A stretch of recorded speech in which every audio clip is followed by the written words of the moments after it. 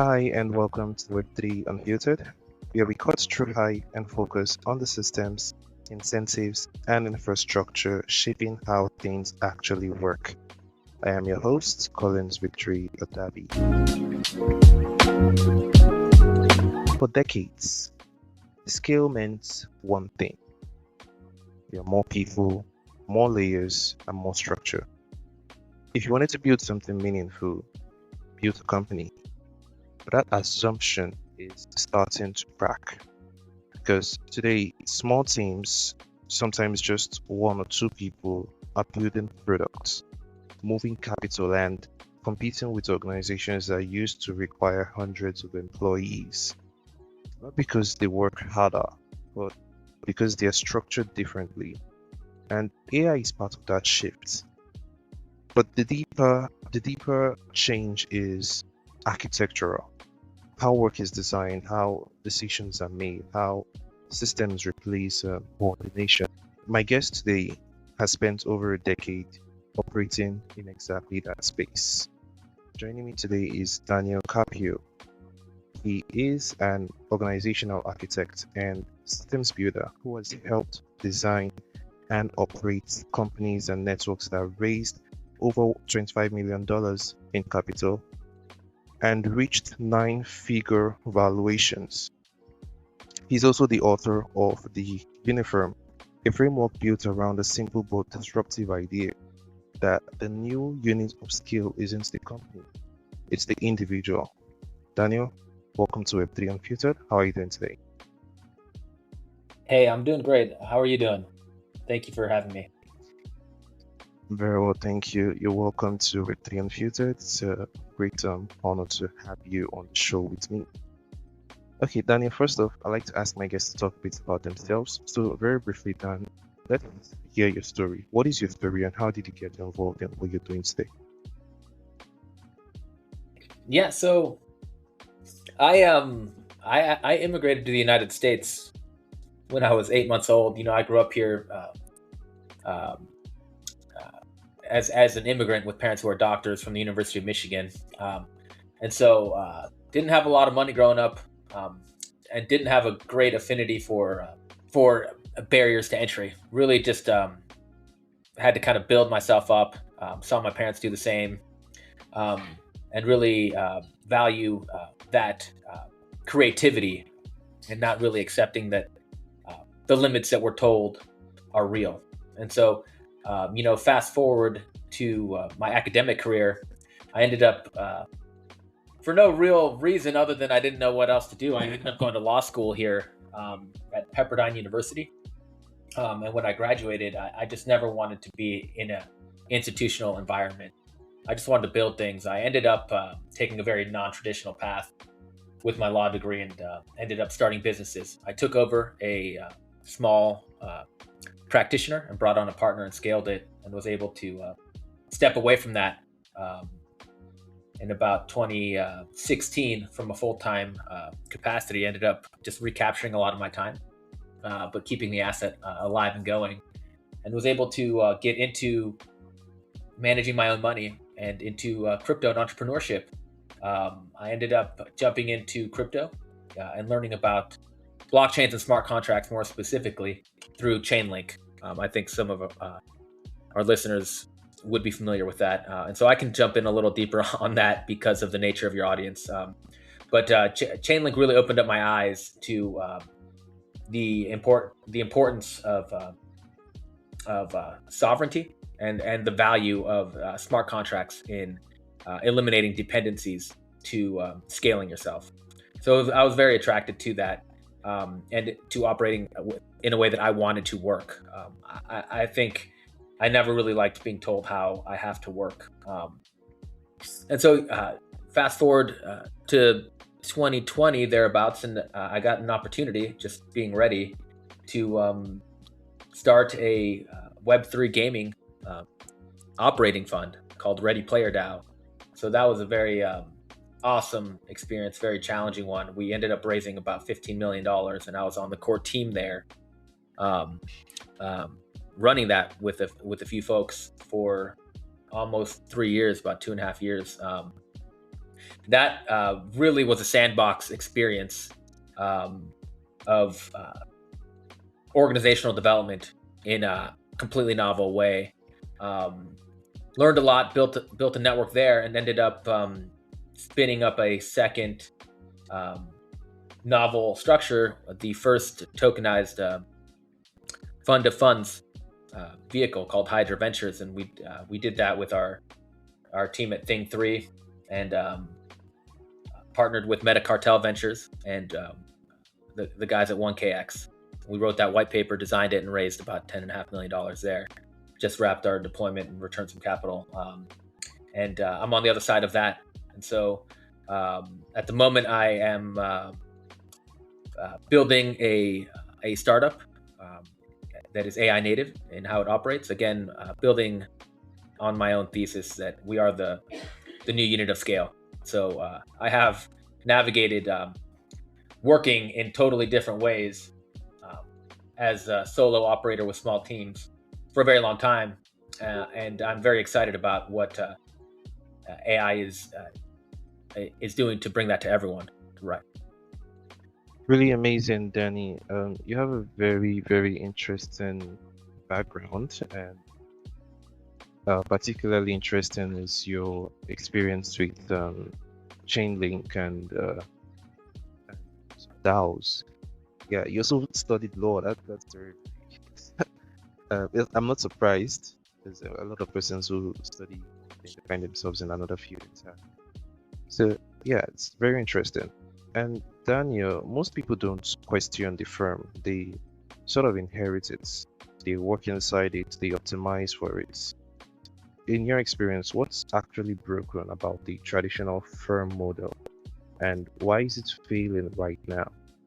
I think there's a lot of things that are broken with it. I don't have a particular axe to grind against a firm structure. I think the firm structure, as it's traditionally seen and operated within, is very innovative in and of itself. It's just the foundations under the firm that that led to it being successful have changed, because the costs and inefficiencies that the firm structure optimized for other people and packaged up so well for so long, that's changed. And so what that means is that what is wrong with the firm is that it's no longer the optimal organizing mechanism to have these hierarchical structures as such. And so I think what is actually wrong is that they are no longer optimal, and they're wrong for people. And there's a blast radius when they start trying to correct.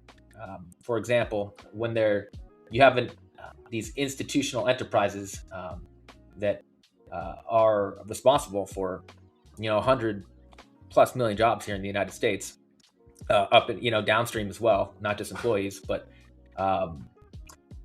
when they start competing with people to reduce their costs and then competing with other companies, there is a logic to how firms operate that will lead them to want to replace everyone that to the max extent they can, or get eliminated by market pressure.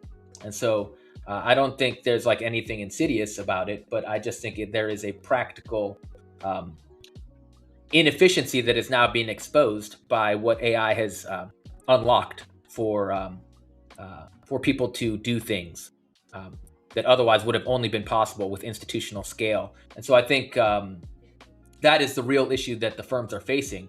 And so what does that do to people who rely on this structure, when the thing that was reliable and safe for so long is now trying to replace you and get rid of you so that they can survive themselves and keep their own profits and compete in markets? And so I think it's fundamentally, there's a product market fit with the firm, and the modern operating environment is potentially the best way to say that, if that makes sense.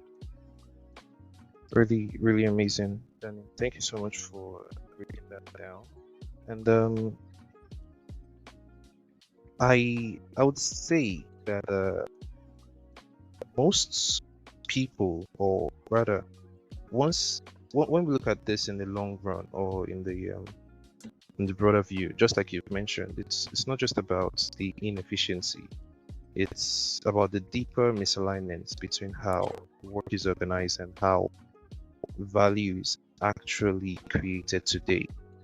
We have environments currently or in this age where a single individual, properly tooled or structured, can produce outputs that used to require entire teams, like I mentioned earlier. But the organizational model hasn't caught up with that or caught up to that reality. So you get this tension between ability and structure. So what specific shifts, technological, economic, or behavioral, pushed the firm model from being effective to becoming a constraint? So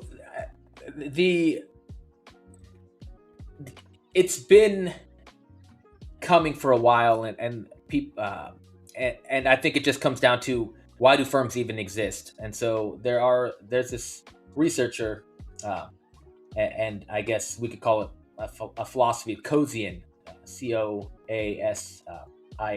So in other words, he proposed a dominant theory as to why firms exist at all, and it's based on transaction costs. And so I think that is not something I invented. That's something that is fundamental to people who talk about this. It's a helpful framing for it, is sort of firms existing for the benefit of efficiency in transactions. And so in other words, where something is easier to do and cheaper to do outside of a firm, that's where transaction costs are cheaper to do outside of a firm. They will generally happen over there. Now, I'm overly simplifying, right? But you can understand what that looks like with economies of scale, right? People kind of inherently understand why Amazon was able to do so well was they scaled their logistics network, right? That was very difficult to compete, and that made it easier for them to negotiate price. And so those were that's the economies of scale benefited scaling in a firm structure, and historically the things we need to be able to run a scaled enterprise have required institutional scale, and that has been collapsing over waves of technology, and we don't have to dive too far into that, because that could be its own topic. But for our purposes, and maybe to answer your original question there, it has been a wave of technology that has now made the functions that the firms were optimal to do all disappear. People can create software with just a prompt, right? Now, that doesn't mean people will see it or use it, right? Of course, you still have to do things that the firms did for us, right? But you don't need a firm structure. And so I think that's an important part of the discussion is not throwing away what firms did for us. We have to look at what it is that the firm did for us as an organizational unit of structure and scale, and still achieve those things, but in a modern operating environment. And so that means unpacking why it worked, what it did, and then repackaging it up with modern tools for the individual to function at institutional scale by himself or with a small team. Amazing, Dan. And once the firm model starts breaking down, the obvious question is, well, what replaces it? And this is where your idea of self-scale becomes quite interesting, because traditionally, scale meant accumulation, more people, more capital, and more infrastructure. But now, scale is starting to look more like leverage, using systems, tools, and architecture to expand or extend individual capability far beyond what was previously possible. That sounds very powerful, but also risky if misunderstood. What does self-scale actually mean in practice? Not conceptually, but in how someone operates day to day. I love that. I love your framing of it. And I think before I answer that, the last part you said, I think is the most important part. It's risky if misunderstood, right? And I think that is what you have to optimize for first, is making sure you have clear understanding. So when we can all do anything, right, we want, for the most part, we can quickly do the wrong things too. And so I start with the misunderstanding, because the biggest risk to manage against is scaling the wrong things, right? Because what is going to happen, and what I've seen happen, and I think anyone who has worked with AI has already experienced, myself included, is you can just go down these side quests and end up wasting your time. And at scale and compounding your time, you do that, the lagging indicators, you could just end up being burnt and worse off. And so I think there's the last thing you said is potentially the most important part of what that looks like, which is having a deep understanding about what is actually happening and what you have to replace. And so I think what it starts with is, like any good design system, which is having a very clear understanding of your data. And in order to scale yourself, you have to datafy yourself, is what I call it. You have to really unpack yourself in an honest way.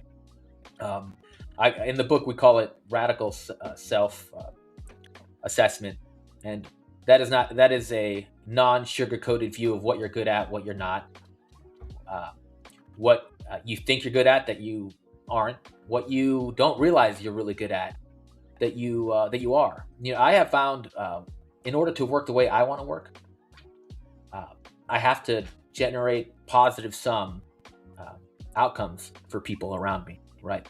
And really understand what they want to achieve, and then build systems that allow them to do that while I do that myself. And so in order to do that, I've had to really know what I'm good at, and build things for people who are complementary with me, and build value structures there. And so I think it looks like knowing yourself, but not in a self-help way, but in a very fundamental data sense.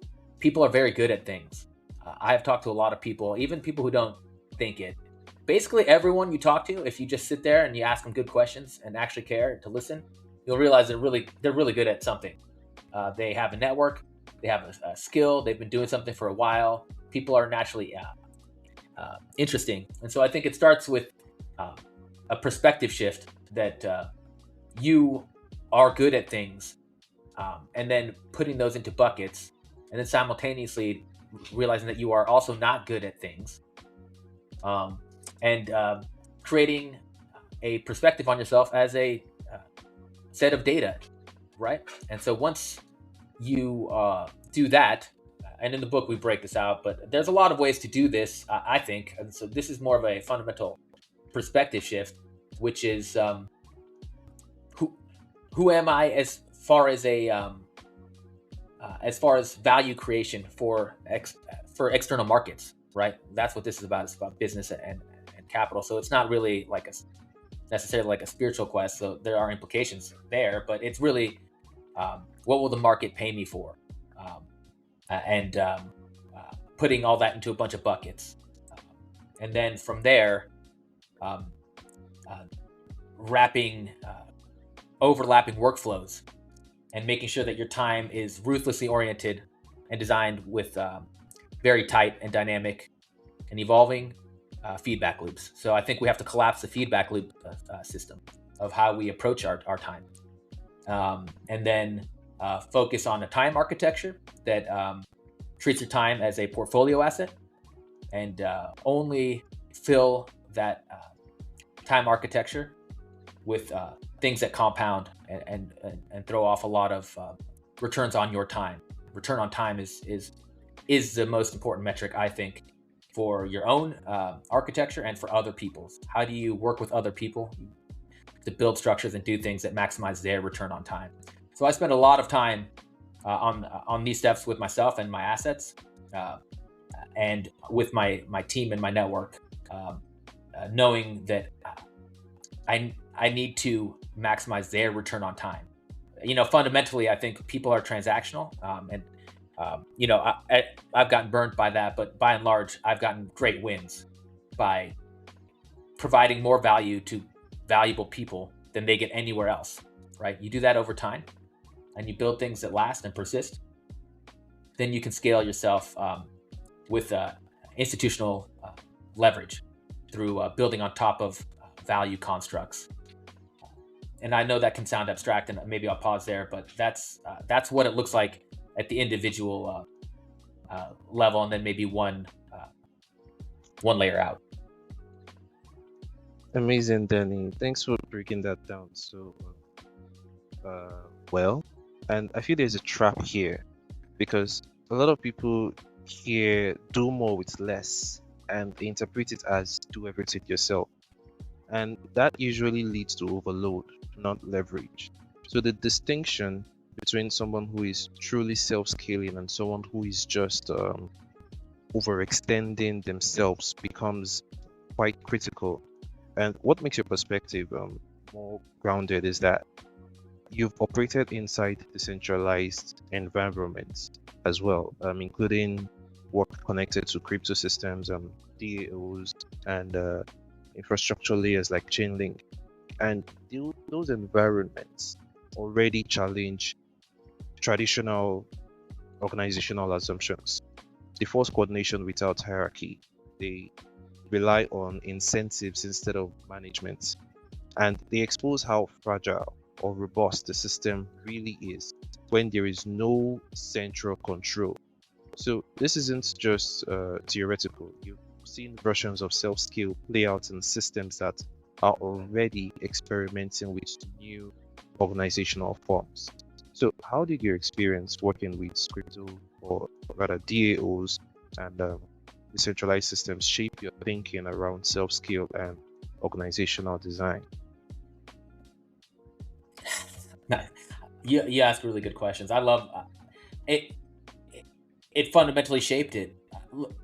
I am not like a PhD researcher. I don't I do things with people, right?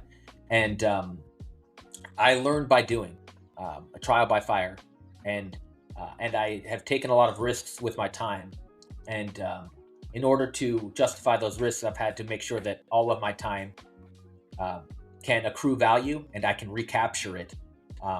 And so, working in decentralized systems was fundamental to learning how to self scale it all. And it comes with a lot of, I don't want to call them bad experiences, but if you've working with in decentralized environments has a lot of drawbacks. I personally think that a lot of those are experiments failed in decentralized organizations, primarily because people thought that they had to reinvent things that they didn't have to, and just throw away what the firm actually did. And so I think what how it really shaped it the most was seeing firsthand how people operate in these environments, and then how to design wins for people and wins for groups of people when there's a lot of variables on who's involved, who you can leverage to put things together, and how, and how do you achieve the things that firms did for you. And so with every point, I do a hat tip to the firm, because that is the thing that we are competing against organizationally, that has always won out until now. And so I think what was most revealing to me was how much people don't fully realize how good firms are at what they do. And so I was able to sort of, I guess, figure out that if I just look at what the firms did at a first principles type analysis, without trying to reject it or reinvent the wheel, as they say, things get easier because firms are good at what they do, right? There's a reason they've been so successful, and we have to be able to do those things. And so even when you're self-scaling, you have to be able to really fundamentally unpack what the firm did and does for you, and how you are going to do those things on your own. the difference between now as an operating environment and even when I started at Ready Player is that you can totally do it. You just have to reassess the assumptions that you have relied on. That there is that the firm is the best way to do it. And so I think it's that balance. I don't know if that answers your question, but I think that was one of my main takeaways. All right, then it's perfect. It's okay. And Danny, there's this shift happening right now, or I would say, let's talk about AI, for example. Okay, AI is usually referred as the catalyst for most of these things. Yeah, it's also framed as a catalyst for all of this, and most people still treat it as a tool, something you use occasionally to improve outputs. But the reality is closer to infrastructure. It's not just about enhancing tasks, it's reshaping how entire workflows are designed, how decisions are supported, and how execution happens at scale. And that shift is where most people fall behind. In fact, something I've seen over and over again, or heard over and over again on this podcast is AI doesn't improve or fix your inefficiencies, it actually exposes it. Because when you're using AI, you're taking it, so using it to scale, it exposes the errors or the glitches that are existing in your system. So where do you see the biggest misunderstanding about AI's role in how work actually gets done? So I think you said it perfectly, and so I might just piggyback on what you said, because this goes back to why feedback loops are so necessary and self-awareness is so necessary. Because I think AI can make you feel like you're good at something that you are not good at, right? I think AI can make you move faster than you probably otherwise should move. Sure.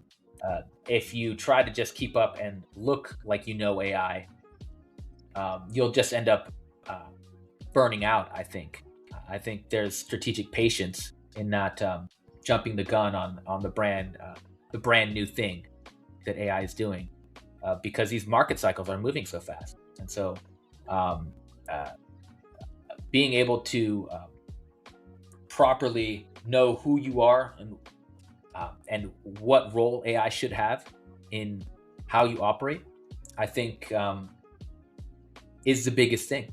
I think this might be a less popular view, but I think people need to move slower in the design phase of what they're doing. I think when everything becomes easier, right? This is those transaction costs as to why that we talked about earlier. When the cost of executing code or shipping software or of starting a company or of anything, right? When that cost collapses to near zero and you can do it very quickly, where does the competitive environment move? It moves to design, I think, architectural design on what that is in furtherance of, and then how you operate to scale that, and then how you create feedback loops in your operating architecture such that you can bring that to market if that's what you want to do.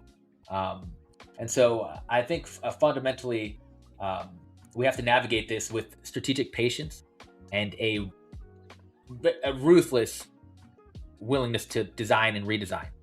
I think what we would value most to navigate this space is, like I mentioned earlier, is knowing yourself, knowing the core operator at the center of your operating stack, of the self-scale stack, so to speak.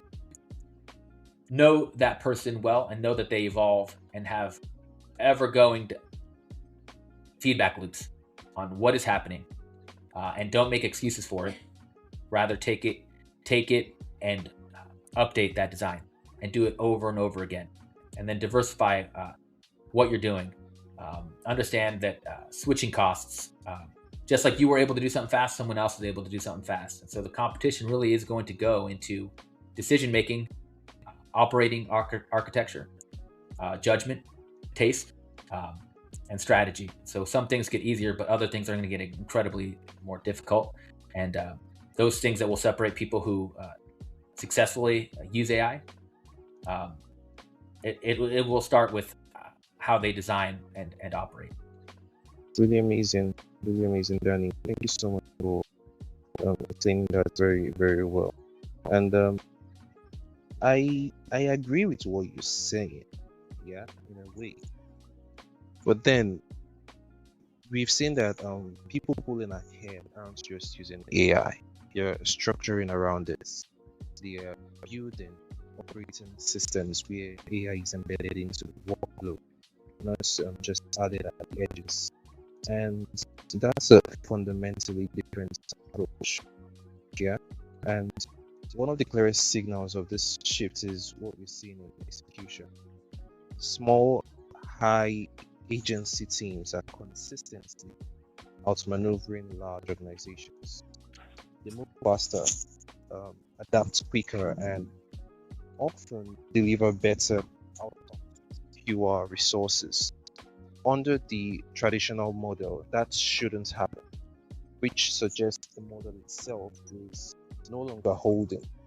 So, do you think I know you sort of agree with me here that small, well-structured teams are increasingly outperforming large organizations. So, do you think this can be attributed completely to the use of AI in the systems, or there's something else?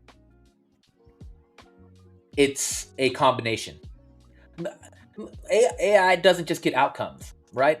I think you have to still be good at stuff, right? And so what you have to be good at changes. But AI in and of itself does not make good things.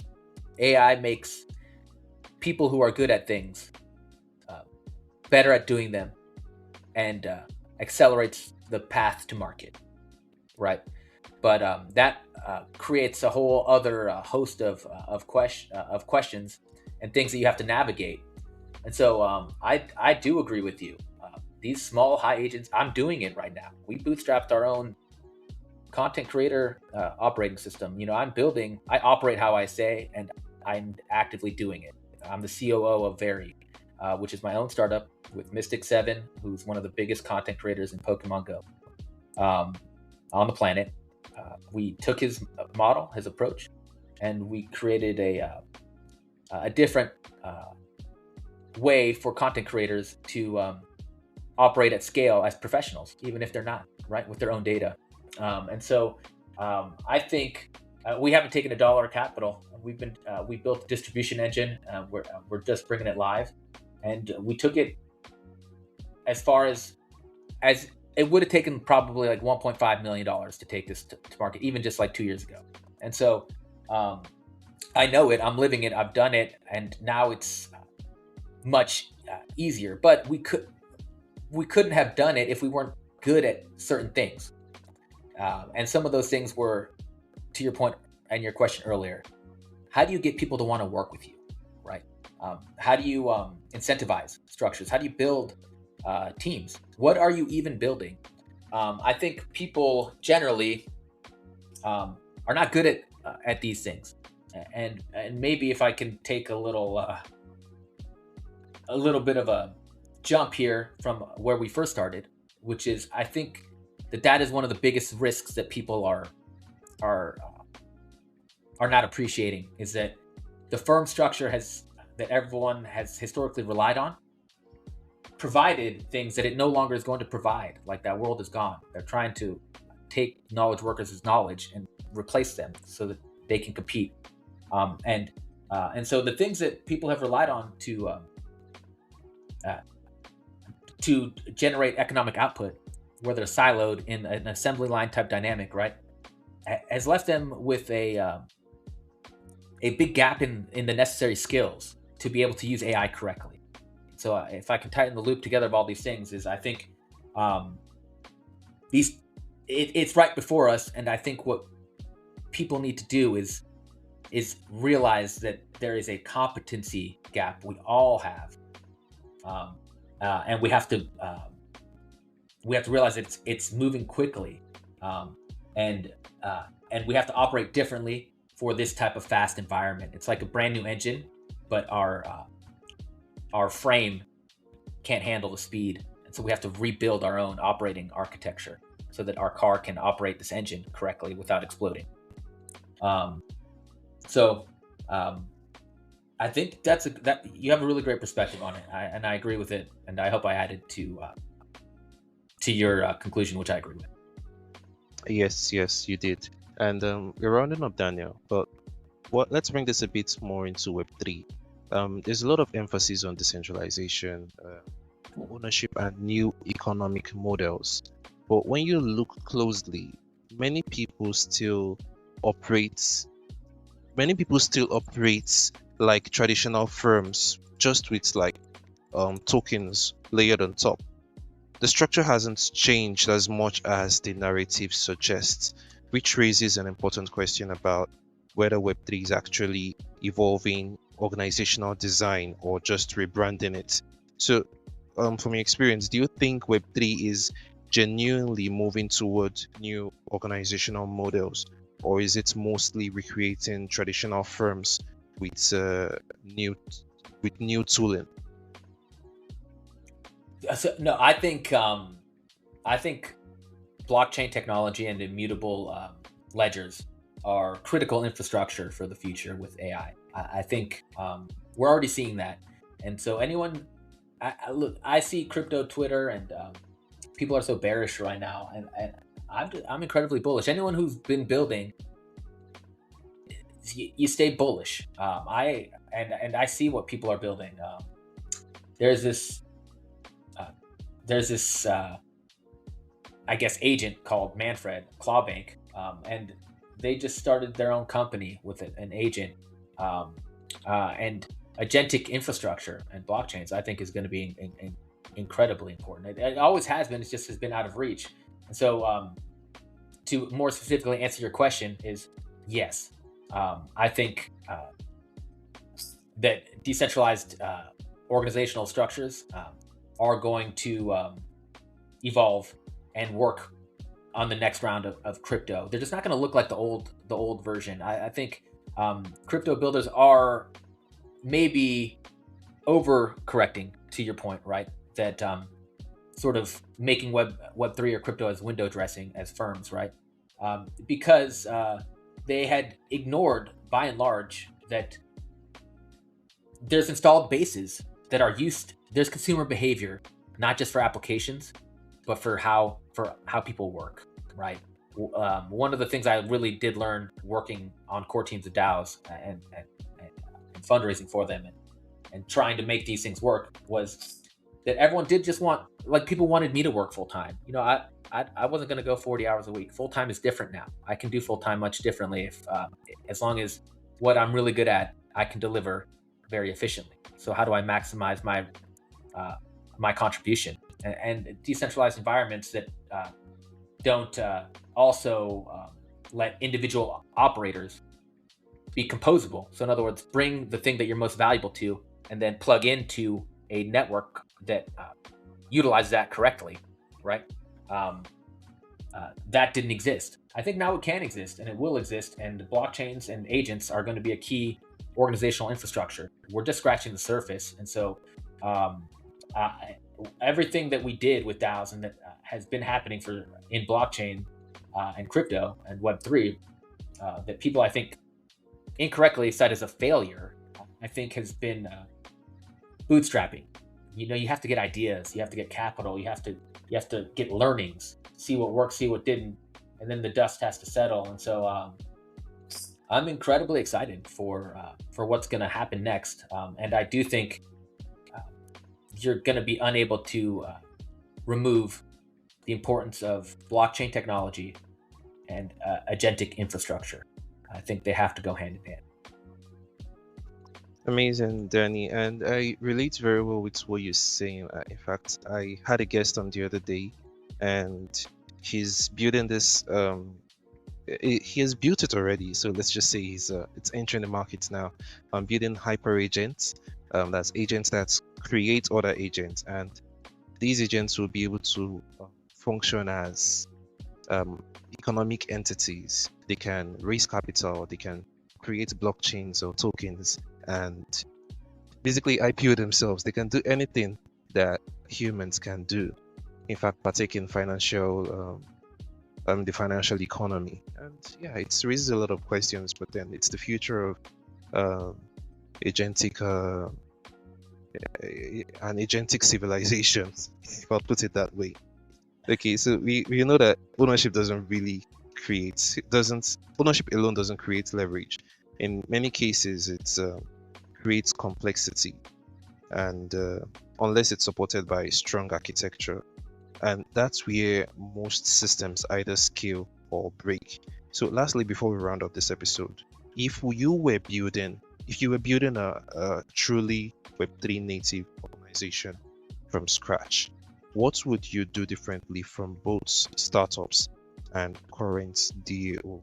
Calling it a Web3 organization, I might not categorize it that way, Collins. I think I might change that framing if I can.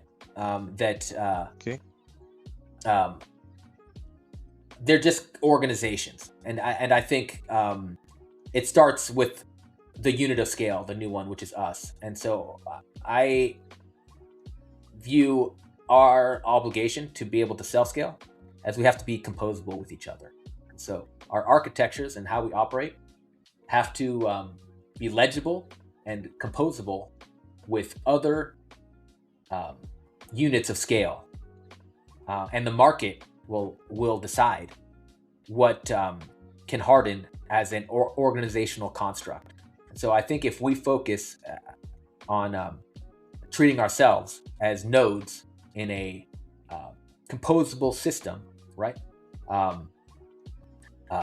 And we let the market decide whether we are positive nodes that create value for other people to interact with, so, in a marketplace type dynamic, then we can scale as interconnected, composable operators. And so I think the Web3 organization potentially underemphasizes the importance of treating ourselves as distributed nodes in many ways from a operational architecture, and that it's our responsibility to be composable operators and compose ourselves with others. And so I think that's why I would eliminate the Web3 from it, and just this is the future of organizations. Is as the unit of scale shifts and the ground underneath it enables this and now favors this type of operator, they can go faster, they can remain agile and scale things that old structures cannot do.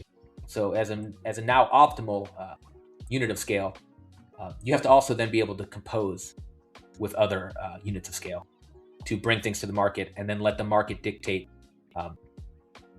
your path forward. And I think that's the future of organizations. And so you could call it a Web3 organization if you wanted to, but I think that's just going to be how people organize. All right then. All right. Thank you so much for the amazing perspective, Danny. Yeah, it's been an amazing episode, a very grounded one and very insightful one at that. Do you have any final notes for our listeners before we wrap up? No, I don't. If you have a little time, I think I would love to hear maybe some unfiltered thoughts of yours. I'm genuinely curious if anything stood out about what I said, if you disagree with anything that I said, or if you agree with it, or I'm curious what your perspective is, having heard me talk and ask such good questions. If you have one, I'd be curious. No, I don't think I disagree with most of the things you said. In fact, what I do here on this podcast is I learn and unlearn. Yet I unlearn to relearn. Let me put it that way. So from your angle, I have learned a lot about how people are self-scaling, and yeah, your concept of self-scaling is actually amazing. We need to, as individuals, start thinking of deploying tools, around us, especially these AI agents, using them well. If we do not have skills, we need to work on building these skills first off, then using these tools like AI tools to help make our work easier, better, and faster. And when you look at the broader aspects of it, the concept of self-scaling can apply to everybody and anybody. We don't have to wait until we have hundreds of employees in an organization before we start building tools, before we start building companies, or before we start building products. Yeah, so I think you have a very amazing perspective there. So I love it. You ask really great questions, and yeah, I think you just go. I think people, if you just go, I think you'll find that the things that you think would stop you or that would have historically stopped you are not there anymore, and that's really empowering and democratizing. And so I think this is a very exciting time. So thank you for having me on the show. Thank you so much. I really appreciate that. And yeah, so to wrap up, we understand that there is a shift happening right now, and it's not just about AI. It's about structure and the assumptions that define how organizations scale are quietly being dismantled, not necessarily in theory, but in practice. And the gap isn't between people who use these tools or new tools and those who don't. It's between those who understand how to design systems around them and those still operating inside outdated models. Well, that's where the real change or the real challenge or real advantage rather is forming. So that wraps up today's episode of Web3 Unfiltered. A big thank you to Danny Carpio for the insights and for joining us today. Until next time, stay sharp, stay curious, and keep building.